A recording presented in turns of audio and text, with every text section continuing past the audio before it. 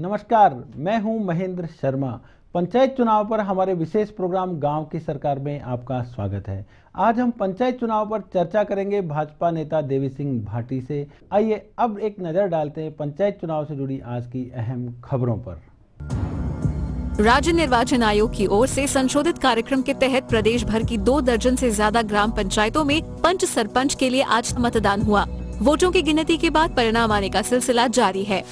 जिला परिषद और पंचायत समिति सदस्यों के शुक्रवार को होने वाले तीसरे चरण के चुनाव का प्रचार आज शाम 5 बजे थम गया। प्रचार का अंतिम दिन होने के कारण प्रत्याशियों और समर्थकों ने कई गांवों में जनसभाएं और रैलियां की। जहाजपुर से कांग्रेस विधायक धीरज गुर्जर ने कांग्रेस प्रत्याशियों के समर्थन में प्रचार किया। वहीं भाजपा प्रत्याशियों के समर्थन में विधायक कीर्ति कुमारी के साथ रमेश चंद्र शर्मा, ओम मेड़तिया और प्रभुलाल धाकड़ ने भी गांव-गांव जाकर वोट मांगे। सांसद सुखबीर सिंह जौनपुरिया ने आज टोडा राय सिंह क्षेत्र के कई गांवों में जनसभाएं कर भाजपा प्रत्याशियों के समर्थन में मतदान करने की अपील की। सहकारिता मंत्री अजय सिंह किलक ने डेगाना के गांव में जिला परिषद और पंचायत समिति चुनाव लड़ रहे भाजपा प्रत्याशियों के समर्थन में वोट मांगे। इस दौरान जिला प्रमुख बिंदु चौधरी भी उनके साथ रही।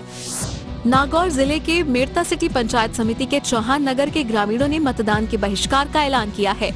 ये गांव पहले गगराना ग्राम पंचायत में था, अब इसे बीटड़ ग्राम पंचायत में शामिल कर लिया गया है, जिससे ग्रामीण नाराज हैं।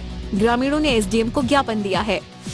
आज हम पंचायत चुनाव पर बातचीत करेंगे भाजपा नेता देवी सिंह भाटी जी से। भाटी जी, कार्यक्रम में आपका स्वागत है। जी नमस्कार। भाटी साहब, हमारे देश में 55-60 वर्ष से पंचायत राज की व्यवस्था लागू है।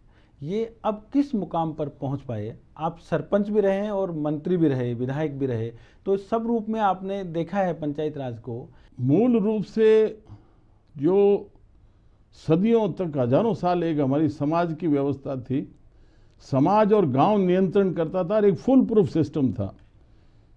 ये हमने अंग्रेजों की नकल में चाहे संविधान बनाया, चाहे वो व्यवस्था एडॉप्ट कर ली, जिसमें अन्याय, अत्याचार, मनमानी करना, ऐसा अंग्रेजों ने व्यवस्था दी थी।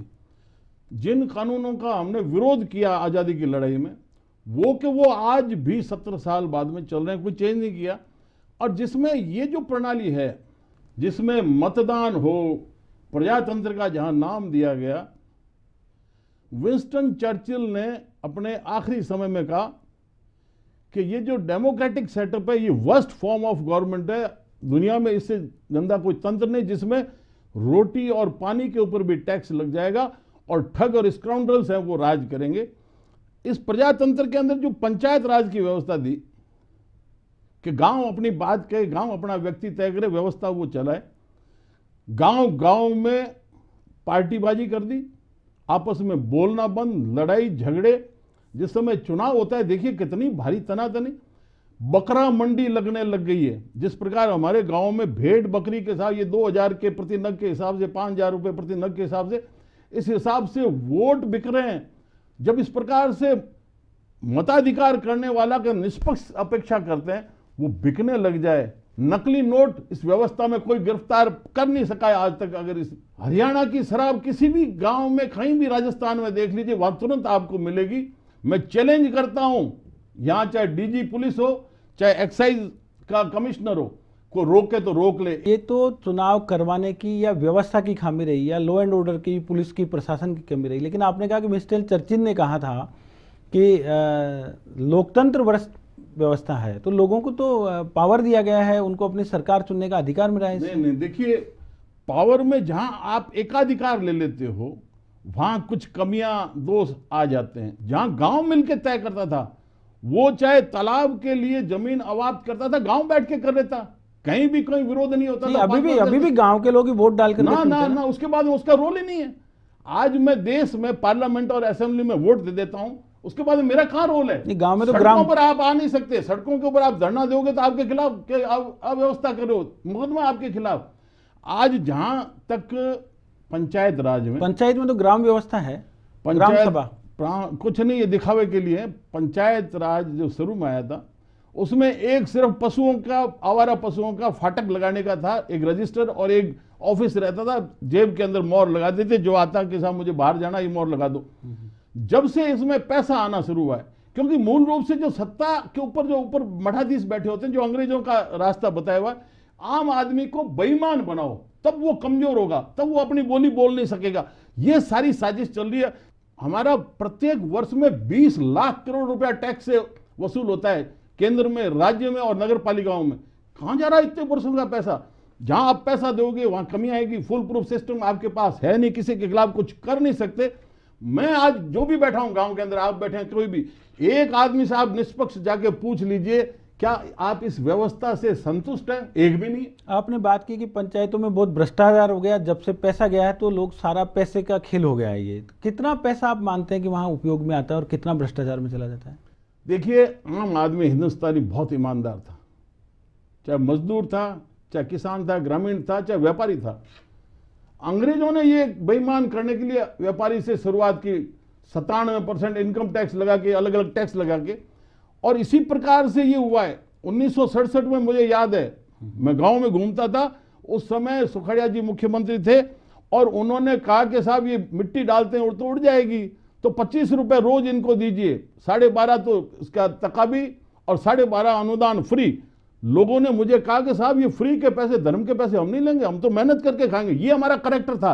अब तो आता है कि सरकारी पैसा आ जाए, लूट लो लूट लो। अब इन्होंने सिस्टम क्या कर दिया, पंचायतों के चुनाव, और चुनाव में आपने लॉटरी सिस्टम कर दिया कि अगली बार तो आरक्षण में आपका नंबर नहीं आएगा।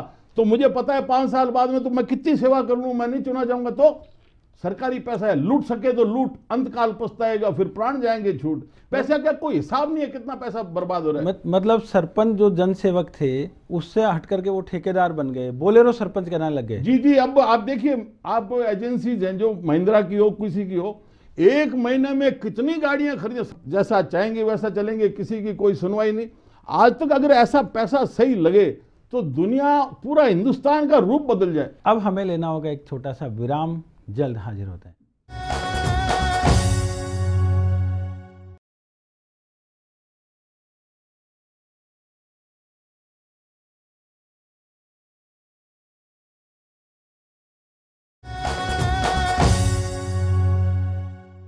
गांव की सरकार में आपका एक बार फिर से स्वागत है। भाटी जी, पंचायत चुनाव के 2 चरण पूरे हो चुके हैं, तीसरे चरण के लिए मतदान होगा।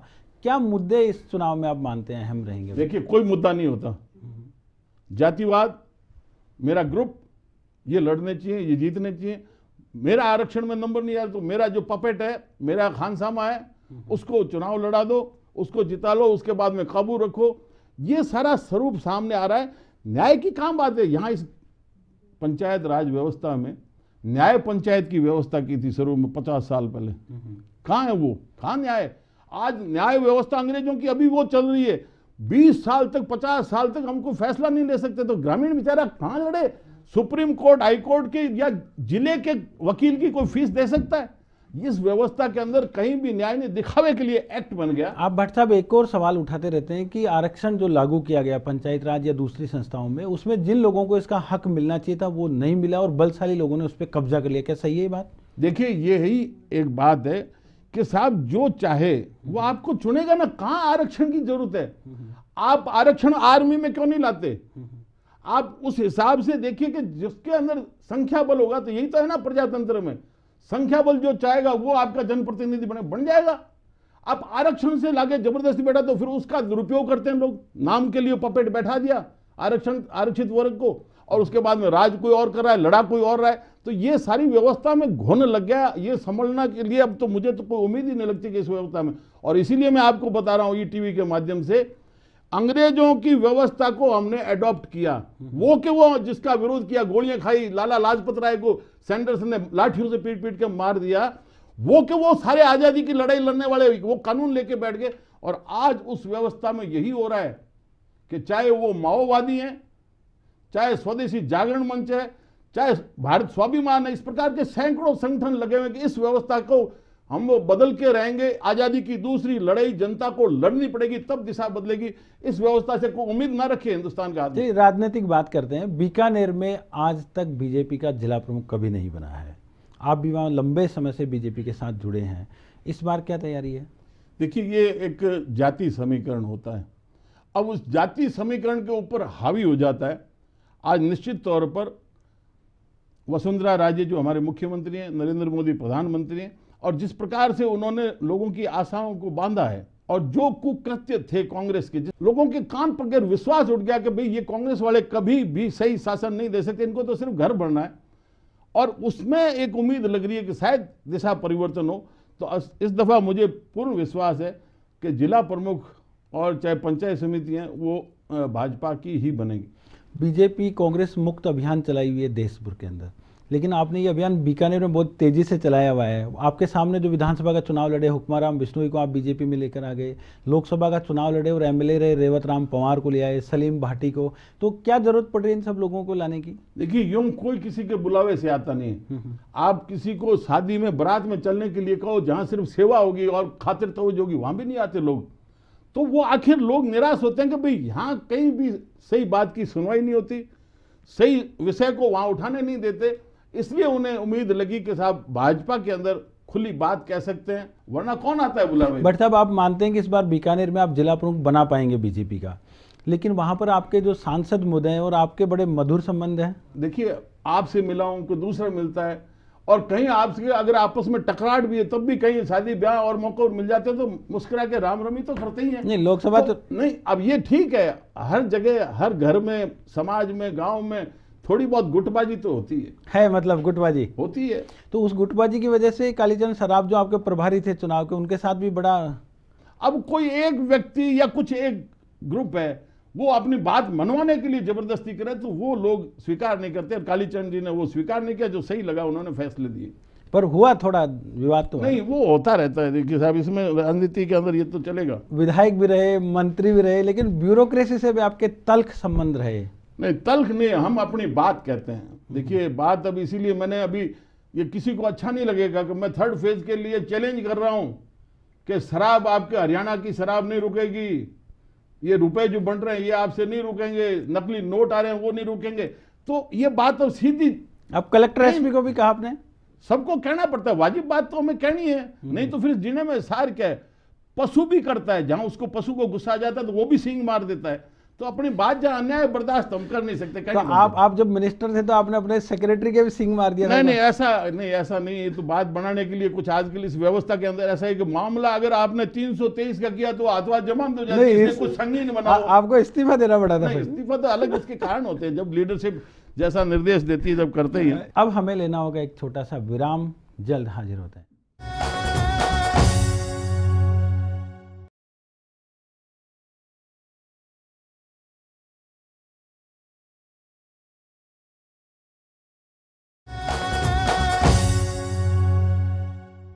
ब्रेक के बाद आपका एक बार फिर से स्वागत है। इस बार क्या कारण रहा कि हम विधानसभा में नहीं पहुंच पाए आप? नहीं, ये भी एक, देखिए इसमें सबसे बड़ा कारण तो ऊपर वाले को हम जो मानते हैं ना, सब खेल उसका, या कुछ पार्टी के लोगों का भी खेल है। एक तरफ मुझे सरपंच से सीधा एमएलए बना दिया विपरीत परिस्थितियों में, और लगातार बनाया विपरीत परिस्थितियों में। अलग पार्टी से भी मैं खड़ा हूं तब भी बनाया। ये खेल सब ऊपर वाले का समीकरण ऐसे बैठा देते हैं, बाकी आम जनता आज भी हमारे साथ। आपने राजस्थान में सामाजिक न्याय की जबरदस्त लड़ाई लड़ी, एक बार हिला दिया पूरे सिस्टम को, लेकिन फिर अब वो जारी है या उसको थोड़ा आपने? नहीं, देखिए हम क्या है कि एक अकेला निश्चित तौर पर तुरंत कोई दिशा परिवर्तन, व्यवस्था परिवर्तन नहीं कर सकता, लेकिन एक दिशा दी, विषय को समझाया, उसके बाद में लोगों ने जगह जगह इस विषय को उठाया है। पंचायत चुनाव चल रहा है, आप मानते हैं कि फ्री और फेयर इलेक्शन हो रहा है? देखिए, कहीं नहीं हो सकता, ये मैं नहीं मानता। देखिए, शुरुआत कहां होती है कि वोटर लिस्ट बननी है, उसमें 50 नाम कटवा दिए, 100 कहीं से लाके जुड़वा दिए, सारा प्रशासन के सामने हो रहा है। अरे बार बार इतना परिवर्तन क्यों अलग अलग वोटर लिस्ट? राजस्थान के अंदर पंचायतों का पुनर्गठन हुआ, अब उसमें आप देखिए मेरे बीकानेर में, कोलाय क्षेत्र में, रेगिस्तानी क्षेत्र में, आदिवासी क्षेत्र में 30-30, 40-40 किलोमीटर गांव और हेडक्वार्टर की दूरी होगी, जहां रास्ता नहीं, कहीं सड़क बस आती नहीं है। अब वो कैसे जाएगा? इतनी तो आपने योजनाएं दे दी सरकार की तरफ से, उसमें पूरा परिवार वहां पर आओ, इस बात को देखने वाला नहीं। और इस व्यवस्था से मुझे इसलिए तकलीफ होती है, सारे मुद्दे सामने ला दिए, लेकिन कोई भी किसी दोषी अधिकारी के खिलाफ कार्रवाई नहीं कर सकता। गलत वोटर लिस्ट में नाम जोड़ दिए, उसके खिलाफ आज तक कहीं कार्रवाई नहीं है। जहां मतदान हो गया, पक्षपातपूर्ण हुआ है, आरोप लगाए, झगड़े हो गए, लेकिन आज तक किसी भी रिटर्निंग ऑफिसर ने डायरी में नोट नहीं लगाया कि साहब इस प्रकार ये गड़बड़ होगी, मतदान दोबारा करवा लो। एकदम गले पर आ जाती है तब होता है, वरना हमारे हर 5वीं 6ठी पंचायत के अंदर झगड़े होते हैं। तो ये सारी व्यवस्था से हम आशा नहीं कर सकते। गिनती के अंदर चलते चलते बंडलों में गड़बड़ हो जाती है, बेचारा हल्ला करके रह जाता है। अब के साहब कोर्ट में जाओ, वहीं फैसला होगा। इस प्रकार का यहाँ सुनवाई का कोई है नहीं। मुझे एक बात बता दीजिए महेंद्र जी, हिंदुस्तान में आपको ऐसी एक कुर्सी कोई दिखती है कि वहां जाते ही तुरंत आपको न्याय मिल जाए? है कोई कुर्सी? क्या है ये व्यवस्था? मतलब आपको अगर न्याय भी लेते हो, कितनी पेड़ियां चढ़नी पड़ती है सुप्रीम कोर्ट तक, नहीं ले सकते आप अपनी जिंदगी में। आज आपको सही बात की सुनवाई करानी, कौन सा मुझे बताओ, फॉरम कौन सा है जहां जाते ही सुनवाई हो जाए? बिल्कुल। तो इस प्रकार के आप इससे अपेक्षा करना मुझे आज के दिन नहीं लगता कि व्यवस्था, क्योंकि हमको तो ये लग गया राजनीतिज्ञों को अचीवमेंट क्या बताना है, इतने पुल बना दिए, इतने सड़कें बना दी, इतने लट्टू लगा दिए, इतनी टूंटी लगा दी। अजी ये तो खजाने में जो आप जनता से टैक्स के रूप में लूट रहे हो, ये तो बाहर निकलना है। लेकिन मैं सड़क पर चलूं, घर पर सोऊं, मैं शिक्षा के उस संस्था में जाऊं, मैं अस्पताल जाऊं, पुलिस थाने जाऊं, तहसील में जाऊं, वहां मुझे मान सम्मान और वाजिब काम मेरा हो जाए, ये व्यवस्था की और कोई नहीं देख रहा। वही कि वही अंग्रेजी कानून हो, उससे चल रहे हैं कि ये बड़ा आसान काम है जनता को टोरने के लिए, डोर की तरह। भट्ट साहब, अब बातचीत को यहीं विराम देंगे। आप कार्यक्रम में आए, इसके लिए आपका धन्यवाद। बहुत बहुत आभार के एक बड़ा मुद्दा जो उसके ऊपर चर्चा करवाई, बात लोगों तक पहुंचे, बहुत अच्छा लगा। ईटीवी ने न्योता दिया, बुलाया, चर्चा करवाई। तो ये हैं भाजपा नेता देवी सिंह भाटी, जो अपनी दबंगता, अपनी बात को बेबाकी से कहने के लिए जाने जाते हैं। अगले कार्यक्रम में फिर एक नए मेहमान के साथ मुखातिब होंगे। तब तक के लिए नमस्कार।